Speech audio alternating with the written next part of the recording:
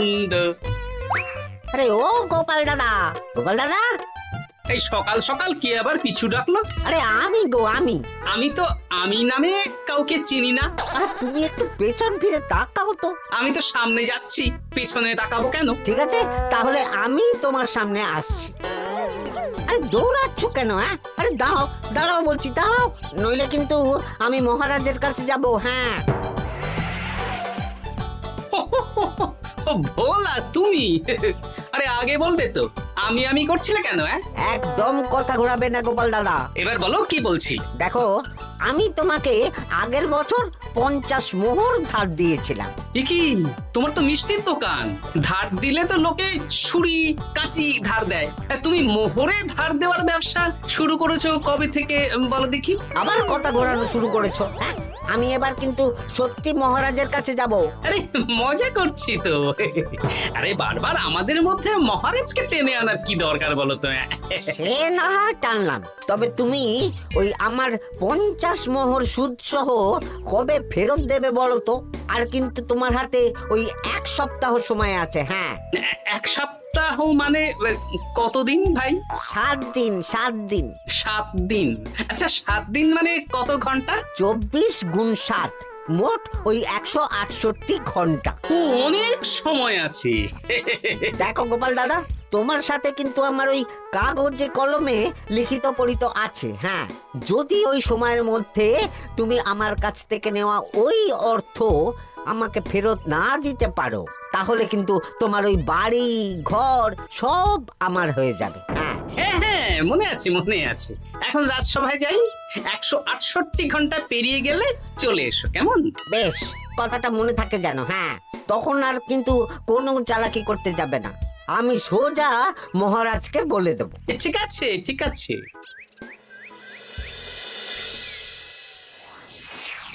দেখুন মহারাজ, নিজের চোখেই দেখুন, সবাই হাজির, শুধু গোপাল ধা। সত্যি গোপাল ইদানিং আবার দেরি করে আসা শুরু করেছে। ওকে আচ্ছা করে ধোলাই দিন, তাহলেই চলে আসবে। কাজের কাজ তো কিছু করে না, শুধু বসে থাকে, তাতেও এই। যা বলেছেন মন্ত্রী মশাই। আমার মতে গোপালকে রাজসভাতেই বেঁধে রাখুন, তাহলে আর বাড়িতে যেতেও হবে না, আর দেরি করে আসবেও না। রোজ রোজ গোপাল করে রাজসভায় আসতে দেরি, তাই এবার তার পায়ে পড়াতে হবে বেড়ি। এই তো মহারাজ চলে এসেছি। আর বলবেন না, রাস্তায় ভোলা ময়রা চেপে ধরছিল। থাক, আর অজুহাত দিতে হবে না। নেহাত ভাগ্যের জোরে এই রাজসভার চাকরিটা পেয়েছিল। হ্যাঁ, মহারাজ ভালো মানুষ, তাই তোমাকে পুষছেন। আচ্ছা আপনি কি বলতে চাইছেন কি? আমি বলতে চাইছি যে মহারাজ যদি তাড়িয়ে দেন, তাহলে তোমার কি কিছু করে খাওয়ার যোগ্যতা আছে গোপাল? আপনার নিজের যোগ্যতা আছে? আছে বলেই মুখ ফুলিয়ে বলছি। হ্যাঁ, মন্ত্রী এটা একটা ভালো প্রসঙ্গ তুলেছে। আমার রাজসভার সকল সভাসদদের বলছি, যদি কোনো কারণে তোমাদের চাকরি চলে যায়, তাহলে তোমরা কি করবে একবার ভেবে দেখেছো? না মহারাজ, ভাবনাটা আমি সঠিক সময় কাজে লাগাই, ওই অকারণে ভেবে মাথা খারাপ করতে চাই না। হ্যাঁ, আহা, রাজসভার চাকরিটা তো তোমাদের পেশা। এই পেশার বাইরে তোমরা কে কি করতে পারবে? দেখুন মহারাজ, আমি তো ভেবেই দেখেছি যে যদি রাজসভার চাকরি না থাকতো, তাহলে আমি ব্যবসা করতাম। আমি মহারাজ যদি বিজ্ঞানী না হতাম, তাহলে শিক্ষা দান করতাম। আমি তো ছবি আঁকতাম, কলম না থাকলে আমি তুলি ধরবো। আমি কামারশালায় কাজ করতাম। আমার তো ছোটবেলায় মূর্তি বানানোর শখ ছিল, আমি মৃৎশিল্পের কাজ করতাম। কি গোপাল, এবার তুমি বলো। সবাই তো কিছু না কিছু বিকল্প ভাবনা চিন্তা করে রেখেছে। দেখুন মহারাজ, অনেক ভেবে দেখলাম আমার কাজ তো ভাড়ামো, তাই আমি লোক হাসিয়েই পয়সা রোজগার করব। আর বিশেষ কোনো গুণ তো আমার মধ্যে খুঁজে পাচ্ছি না মহারাজ। বেশ, আমি একটা ছোট্ট পরীক্ষা নেব। আজকের পর থেকে আগামী 7 দিন, আর এই 7 দিন তোমরা তোমাদের যা মন চায় সেটা করে রোজগার করবে। আমি তো খেতে ভালোবাসি। তাহলে খাবে। গোপাল হয় মুখ খুলে থাকে, নইলে চোখ বন্ধ করে। ও শুধু দুটো কাজই ভালো করতে পারে। আর 7ম দিনের শেষে বিচার হবে কে কত রোজগার করেছে। যার রোজগার সবচেয়ে বেশি হবে তাকে আমি দেব 100 মোহর উপহার। আর মহারাজ, যে সবচেয়ে কম রোজগার করবে তার বেতন থেকে আগামী 10 মাস 10 মোহর করে কাটা হবে। কি রাজি তো? হ্যাঁ, রাজি রাজি। আমি জানি যে গোপাল ফুটো করিও রোজগার করতে পারবে না, তাই গোপালই হারবে।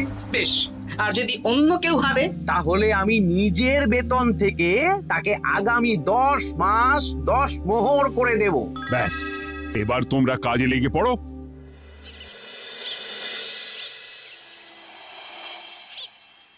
এ কি গিন্নি, আজকেও নিরামিষ? হ্যাঁ, আজকেও নিরামিষ খেতে হয়। হ্যাঁ, রোজই তো কিছু না কিছু একটা লেগে আছে তোমার। আমাদের পুরো শরীরটাই তো আমিষ। হ্যাঁ, তাহলে আমিষ খেতে বাধা কিসের বলো দেখি? বেশি তর্ক করতে হবে না বাপু, তা তোমাকে ডিম বানিয়ে দেবো। হ্যাঁ, না, আমি মানুষই ঠিক আছি গিন্নি। আরে তোমাকে ডিম বানাবো বলেছি নাকি? আমি বললাম তোমার জন্য ডিম বানিয়ে দেবো। জন্যটা তো বলনি তখন। আরে তাড়াতাড়ি দাও, তাড়াতাড়ি দাও। এখন কদিন শুধু খাবো আর ঘুমাবো, 7 দিন ছুটি। ছুটি মানে? সেসব পরে বলবো গিন্নি, যাও গিয়ে ডিম সেদ্ধ বসাও।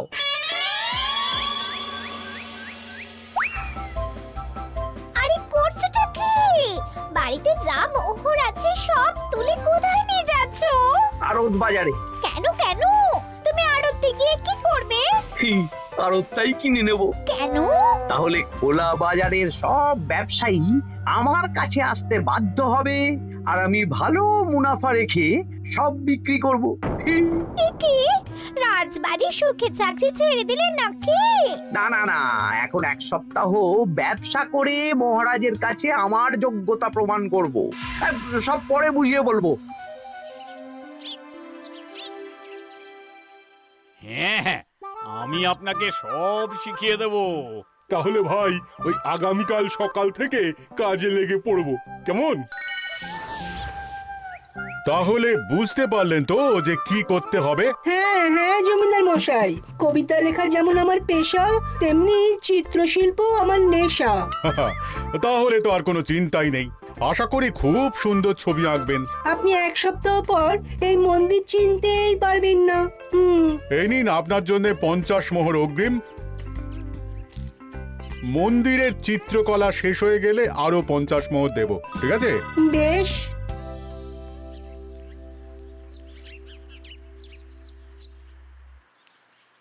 এই হাত চালা, হাত চালা।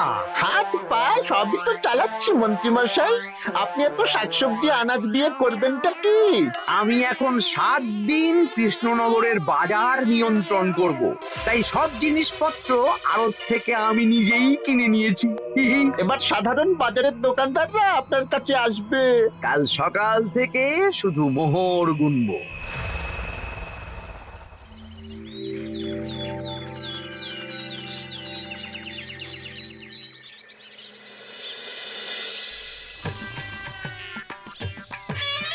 আরে এত বেলা হয়ে গেল, আর কত পড়ে পড়ে তুমি ঘুমোবে? এত লম্বা ছুটি পেয়েছি, এখন তো বিশ্রাম নিতেই হবে গিন্নি। কিন্তু পুকুর ঘাটে গিয়ে তো আমি অন্য কথা শুনলাম। তুমি আবার কি শুনেছো? তোমাদের মহারাজ নাকি বলেছেন আগামী 1 সপ্তাহ তোমরা সকল সভাসদেরা ওই সকল সভাসদেরা নিজের ইচ্ছে মতো কাজ করে রোজগার করব। আমার কাজ তো ভাড়ামো করা, তাই ভাড়ামোর সুযোগ এলে সেটাই করব। কিন্তু যদি সুযোগ না আসে, তাছাড়া যার রোজগার সবচেয়ে কম হবে তার তো বেতন থেকে 100 মোহর কাটা হবে গো। এই খবরও পেয়ে গেছো? বাবা, পুকুর ঘাট না পরনিন্দা পরচর্চা কেন্দ্র? হ্যাঁ, ওসব বাজে কথা বাদ দিয়ে কোনো কাজ শুরু করো, কাজ শুরু করো। এরকম গা এলিয়ে শুয়ে থাকলে ভগবান এসে তোমাকে পয়সা দিয়ে যাবে না গো। গোপাল দাদা, ও গোপাল দাদা, বলছি গোপাল দাদা, কি খবর গো? এই তো গতকাল তোমার সাথে কথা হলো, আজ একেবারে বাড়িতেই চলে এসেছো। তোমার যা হালচাল তাতে তো মনে হচ্ছে ওই কদিন পরে বাড়িটা আমারই হবে। আর সেই আশাতেই বসে থাকো। এই ভোলা ময়রা এসেছে কেন গো? এসব কি বলছে? মা ঠাকুরুন, আপনার কাছে আর কি লোকাবো? বহুদিন আগে গোপাল দাদা আমার কাছে 50 মোহর ধার নিয়েছিল। সেই ধারের থেকে 5 মোহরা এখনো আমাকে শোধ করেনি। সে কি? হ্যাঁ, শর্ত অনুযায়ী যদি গোপাল দাদা আগামী ওই 6 দিনের মধ্যে ধার না শোধ করতে পারে তাহলে এই বাড়ি আমার হয়ে যাবে। তুমি আমাকে এত বড় কথা লুকিয়ে রেখেছো? হ্যাঁ, না আমি বলবো বলবো করে বলা হয়ে ওঠেনি আর কি। এবার আপনি দেখুন গিন্দিমা কি করবেন। ভিটে মাটি ছেড়ে কোথায় গিয়ে উঠবেন দেখুন। কি গো, এতেও তোমার হুঁশ হয় না? হ্যাঁ? ধুর, এই অযথা চিন্তা করো না তো, কিছু না কিছু একটা হয়ে যাবে।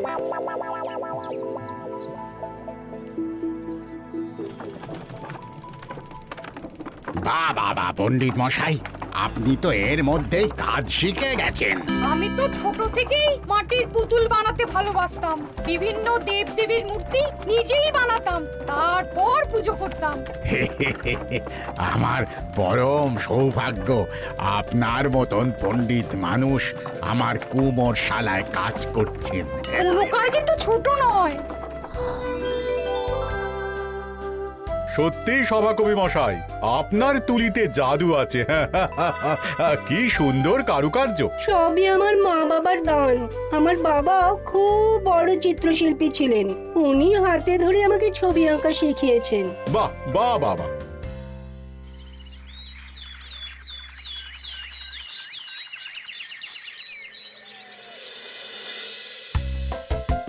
এই যে পুটি, আজকে তো একটা মজার জিনিস শেখাবো। কি জিনিস? নয়ের নামটা তো তোরা পড়েছিস, হ্যাঁ, বল তো। 9 একে 9, 9 দুগুণে 18, 3 9 27, 4 9 36। ঠিক আছে ঠিক আছে, এবার থাম। পুরো মুখস্থ। সে তো বুঝতেই পারছি। এবার মজার জিনিসটা দেখ। 9 কে 9, 9 দুগুণে 18, 18 মানে কি?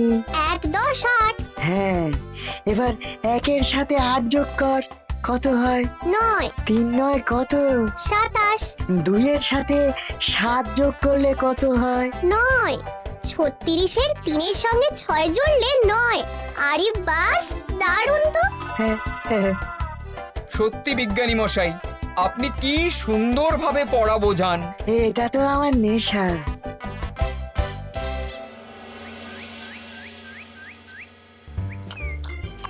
বলছি, তুমি তো দিব্যি বাড়িতে বসেই আছো। হ্যাঁ, কিছুই তো করছো না। সত্যি বলো তো, তুমি ভাড়া মোছাড়া আর কি কিছু করতে পারো? হ্যাঁ, এই আদেশ করতে পারি। গেনে আরেকটু তরকারি দাও তো, জলের ঘটিটা দাও না। যত সব। আচ্ছা, সত্যি তো ভাঁড় না হলে আমি কি হতাম? আমি কুমোর হতাম। মাটির কাজ শুনেছি খুব সোজা। যাই, কুমোর পাড়া যাই।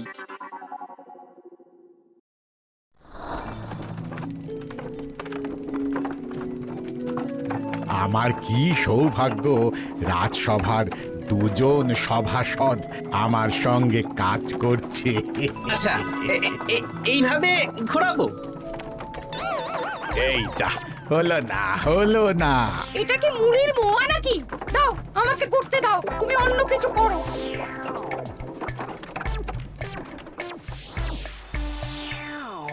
বলো গোপাল দাদা, কি দেবো? মুড়ির মোয়া, তিলের নাড়ু? আমি কিনবো না গো, বানাবো। হ্যাঁ, কি বানাবে? ওই মুড়ির মোয়া। কদিনের জন্য আমার একটা কাজ দরকার, বুঝলে?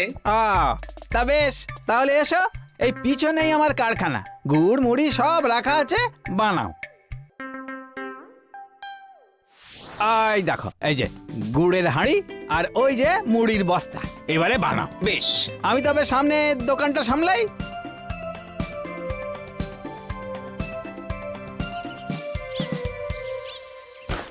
কিসের আওয়াজ হলো? আরে আরে আরে, এ কি করলে গোপাল দাদা?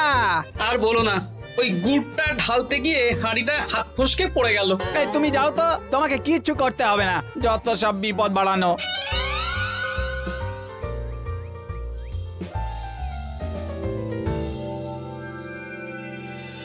তোমার দ্বারা কিছুই হবে না। হ্যাঁ, সত্যি তো, আমার দ্বারা যে কিছুই হবে না গিন্নি। তাহলে তুমি করবেটা কি? এমন করে বলো না গিন্নি, সবারই খারাপ সময় যায়। আর খারাপ ভালো, যে সামান্য মুড়ির মোয়া বানাতে পারে না তার মুখে এসব মানায় না, মানায় না। এদিকে বাজারে সবজির দাম হু হু করে বেড়ে গেছে। তাই নাকি? বলি তুমি জানবে কি করে? কদিন তো শুয়ে বসে আছো, আমি তো বাজার দোকান করি। মন্ত্রী মশাই এখন আড়ত সামলাচ্ছেন আর সাধারণ বিক্রেতাদের চড়া দামে বিক্রি করছেন। হ্যাঁ, ও বেটা জীবনে শোধরাবে না। উনি তো তাও ছলে বলে রোজগার করছেন গো।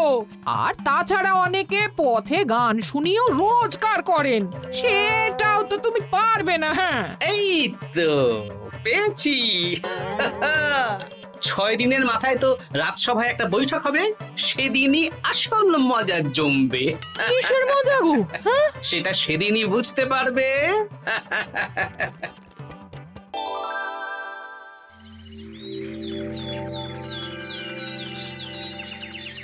তারপর বলো, আজ তো ষষ্ঠ দিন।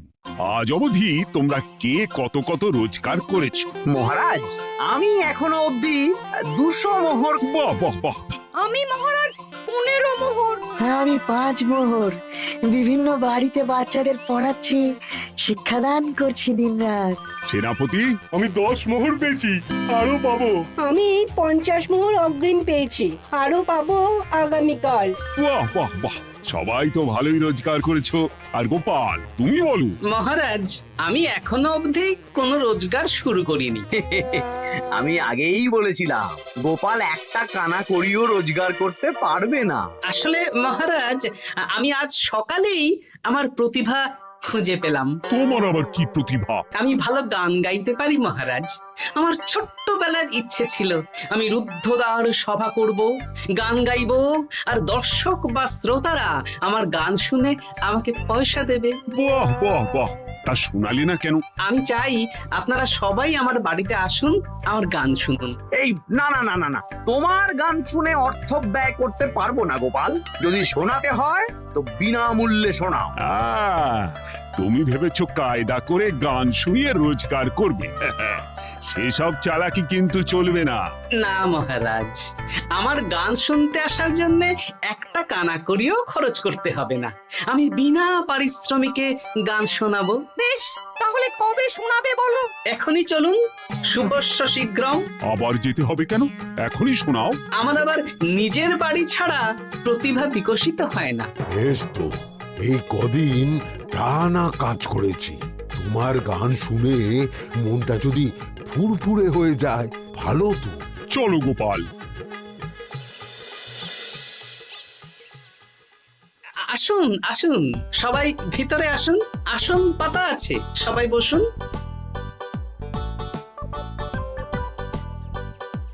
নাও, এবার গান শুরু করো। দাঁড়ান মহারাজ, আমার গান আমি বাইরের লোককে শোনাতে চাই না। কু কু বাবা, আবার কোকিলের মতন আওয়াজ করছে। কু।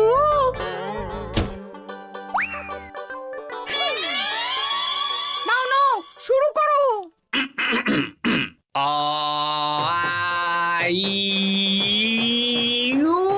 ওরে বাবা রে বাবা!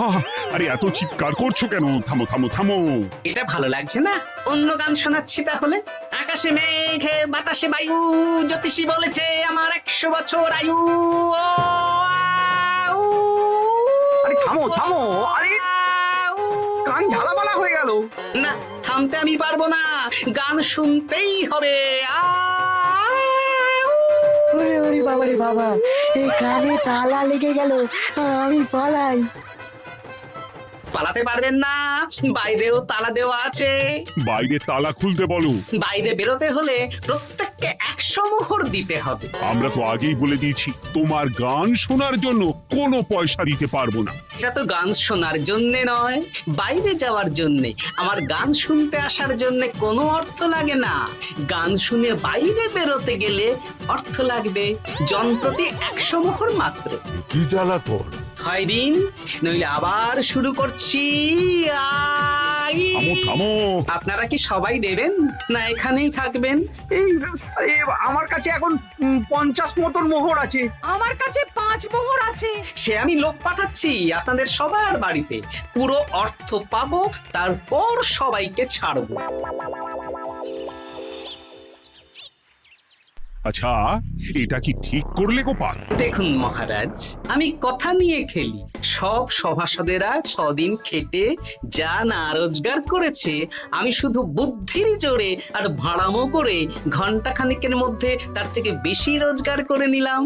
যদিও এখনো একদিন সময় আছে। সত্যি গোপাল, তোমার বুদ্ধির জবাব নেই। মন্ত্রী মশাই, যে সবচেয়ে কম রোজগার করবে আপনাকে কিন্তু তাকে আগামী 10 মাস 10 মোহর করে দিতে হবে। হ্যাঁ নয় হ্যাঁ, এরকমই তো তুমি মুখ বড় করে বলেছিলে।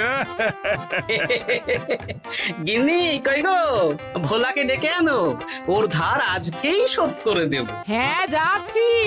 হ্যাঁ, আমরাও যাচ্ছি। গোপাল, কালকে রাজসভায় এসে তোমার পুরস্কারের অর্থটাও নিয়ে যেও। সে তো নিশ্চয়ই।